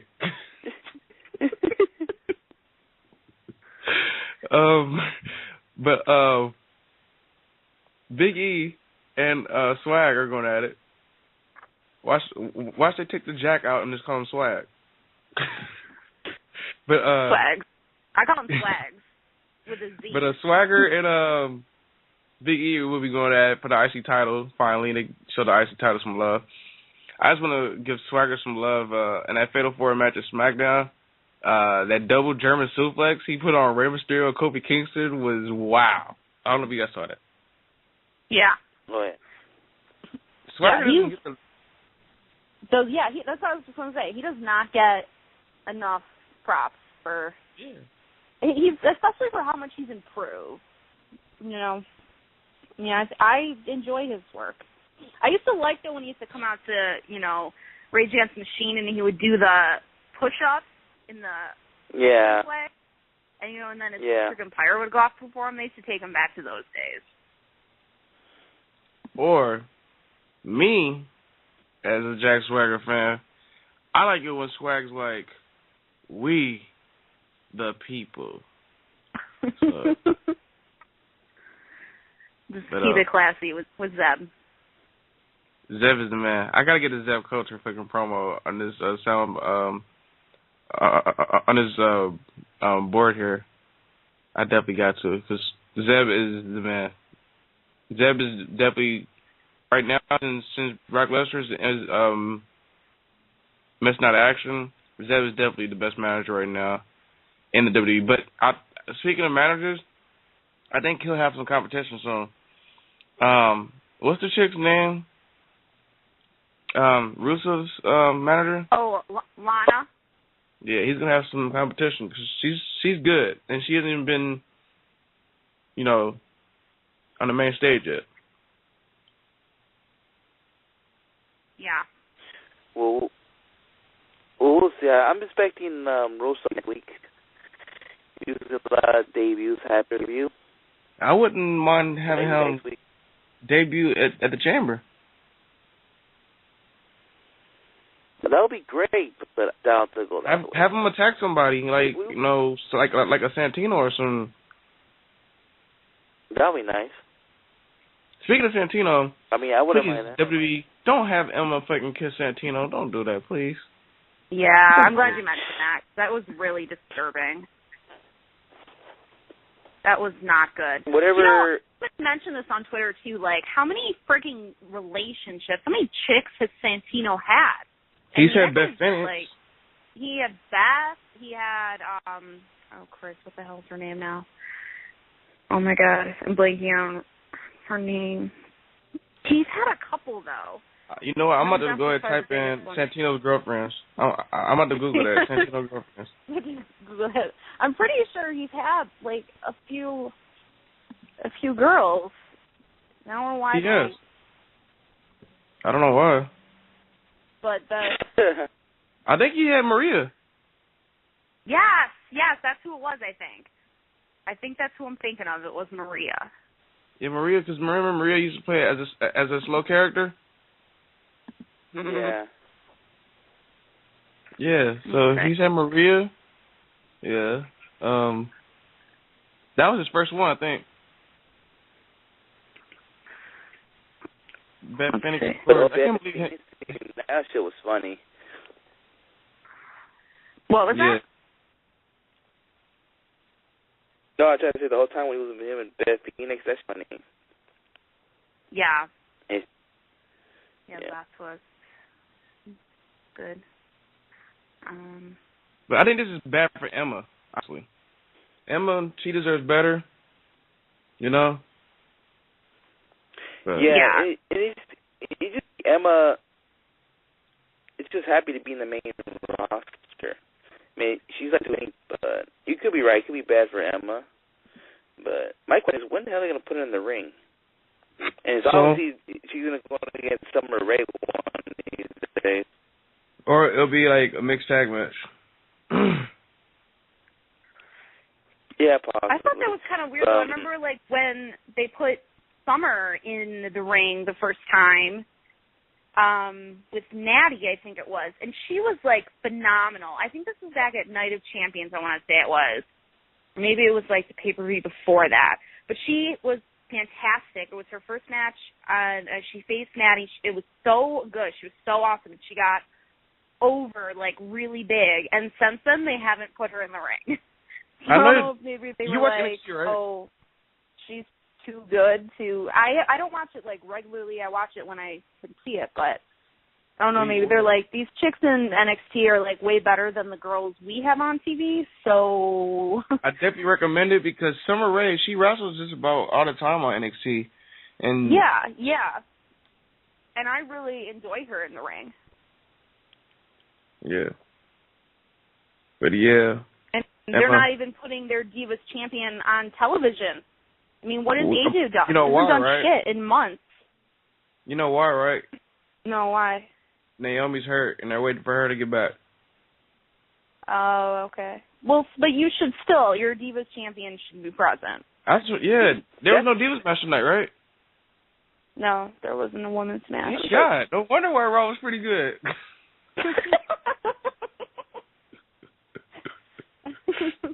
You're so sexist. Nah, I love AJ's matches. AJ and Natalya, they had a great match. And they should have followed up on that, but they didn't. But and it was funny. I mean, you mentioned about this. There was no AJ Lee tonight. You know, there's no Divas title match this weekend. Yeah, because I just mentioned Naomi's hurt. They're waiting on her. I guess. I mean, I like Naomi. I mean, she's really good in the ring. It's just that, you know, hold all that for her. Well, they want Naomi to. They want her to win at WrestleMania. So. But. Naomi to win at WrestleMania? Yeah. I don't see that as getting over. That and at the same time, at that time, it'll be a good time for AJ to drop the title too, because she had it for like almost a fucking year. Real quick. Oh yeah, she definitely needs to drop the title. I try my best not to mention this, but we can't end the show without mentioning CM Punk. Okay. We gotta mention the whole talk about Punk getting released, supposedly. I never heard anything about that. Like he got released as unofficial on Friday. No, I don't know. I don't buy it. Sorry. All I know is that Chris told us before it was on all these websites. So until I hear it from the horse's mouth, I will believe it. Until I hear it from the WWE, I will believe it. But it just has to be mentioned on the show. I don't know. But you gotta this though. Let's just say if it is true that he's 100%. He ain't gonna go to no end show. He ain't going to TNA. He's gonna stay in the wrestling ring. So there you go. And Gabe could tease all on Twitter about his good relationship with CM Punk and make people talk like, oh my God, CM Punk could go in the Dragon Gate or Evolve or one of those damn shows. Maybe he go against Johnny Gargano. Nah. I don't. It's just teasing, but it's gonna happen. So CM Punk is gonna be wrestling business for a while. So that's all I'm gonna say right there. Oh, I think I could see though. I could see freaking CM Punk attending to like a Ring of Honor show or something like that, just to create a little. Yeah. I think anything that happens with CM Punk is getting way too much attention, and literally we should just never talk about it again. I'm so done with CM Punk. Why are we still talking about CM Punk? This is professional wrestling. Things in professional wrestling change by the hour. Why are we still talking about something that happened like 2 weeks ago? I mean, come on, guys. Who comes with these? I just want to say, who the hell is the person that creates these rumors? But it is what it is. We got 5 minutes left here on WrestlingHeads Radio. Before we go off, just want to tell everybody to check out WrestlingHeads.com. New blogs coming up. I already mentioned them. Question. So when is the next blog coming up for you on WrestlingHeads.com? Most likely, if not tomorrow evening, Wednesday. Yeah. Look forward to it. I think Oscar has his top 10 up there. Yes, my top 10 is right there. My classic. What was that? And your classic match of the week, right? yeah, my classic match of the week is up there. Check it out, and yeah, I have your feedback. So if you guys have any questions, just hit me up at Sinister632, and I'll be here, or I could say answer your questions. Yeah. Follow me at WH Skits. Got a lot of stuff coming up for Wrestling Heads. I actually have it's a T-shirt and two T-shirts in the works, and one of them has everybody from Wrestling Heads' name on the T-shirt, including you, Salome. So don't feel left out. Yes. Are they like bowling shirts? Like, should we form a league? I don't know if you ever seen like NBA basketball team like shirts, and it'll say like Jordan, Pippen, whatever the starting five is.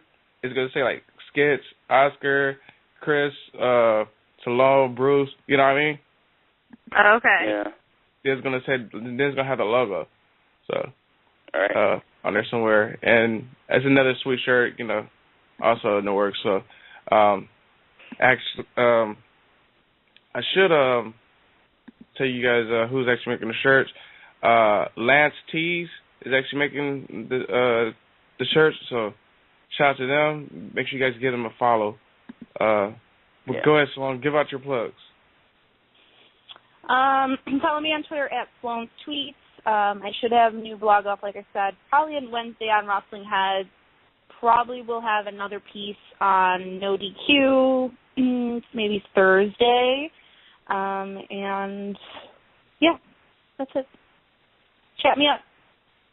What else was going to mention? Oh, I know you guys probably haven't checked it out, but when you guys get a chance, go to the website, go to WrestlingHeads.com and look at the New Beginning, New Japan Pro Wrestling show. I think you guys should check it out. I don't know if you ever watched New Japan, Salome, but trust me, you'll love it.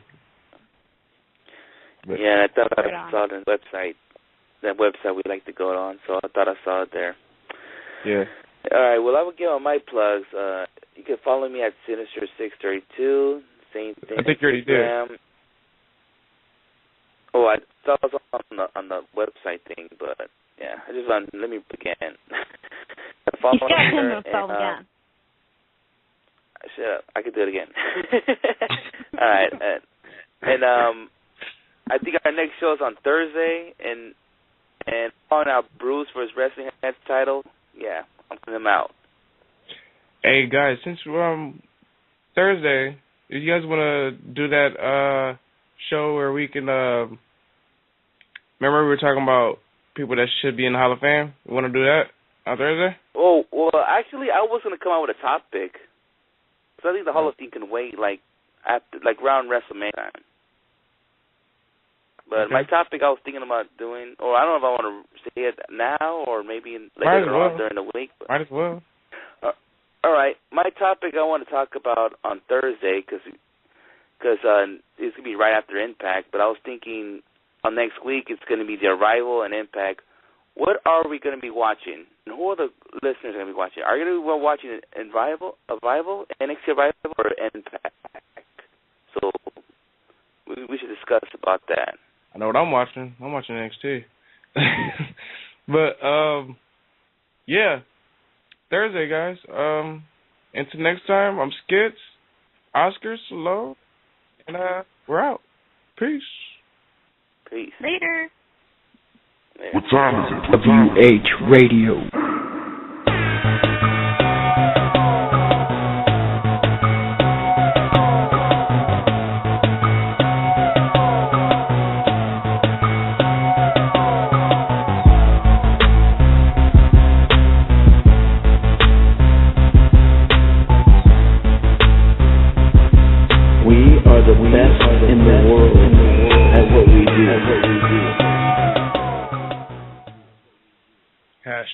#WH Radio. Peace.